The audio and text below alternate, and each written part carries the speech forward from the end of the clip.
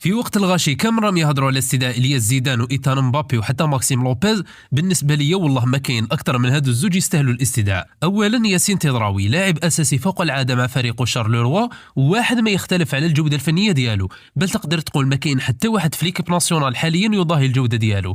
بن ناصر تراجع مستوى بزاف بعد الاصابه، زرقان كارثه، زروقي ما نهضروش، بن طالب يعطي لك ماتش مليح و10 لا، وفوق هذا تضراوي يلعب لك ارتكاز وبوكس تو بوكس بجوده خارقه. تقول لي لو كان جا مليح ما يقعدش في بلجيك، وهذا دوري ضعيف. اسكو الدوري البلجيكي اضعف من الدوري القطري ولا السويسري ولا الجزائري ولا حتى الدنماركي؟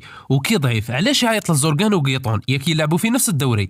حتى هذا الياس زيدان ولوكا زيدان وحتى ايتان مبابي وين راهم يلعبوا؟ واحد في الراديف تاع ريال بيتيس والثاني احتياطي في نادي ليل. اما اللاعب الثاني هو عبد القهار قادري. صدقوني يا خوتي غير عندنا جوهره، بصح بيتكوفيتش عنده نظره واحده اخرى. لاعب يقدر يلعب لك 6 و8 و10، وكي يلعب ريجيستا ثم تشوف السحر الكروي. واللي ما يعرفش واش معناتها ريجيستا، هي انه مهمته الاساسيه ينظم اللعب ويبني الهجمات من الخلف، يعتمد على التمريرات القصيره ومن داك الطويله. تلقى عنده سكان خرافي ويلعب بعقله اكثر من الاندفاع البدني، وابرز مثال بيرلو وبوسكيتس. هادو لي دو جوار فريمون ظلموا مع بالماضي ومازالهم يتظلموا مع بيتكوفيتش. ونعاود ناكدها، اللي يقول دوري ضعيف شوف برك رفيق بالغالي من خرج وكاس افريقيا اللي قدمها.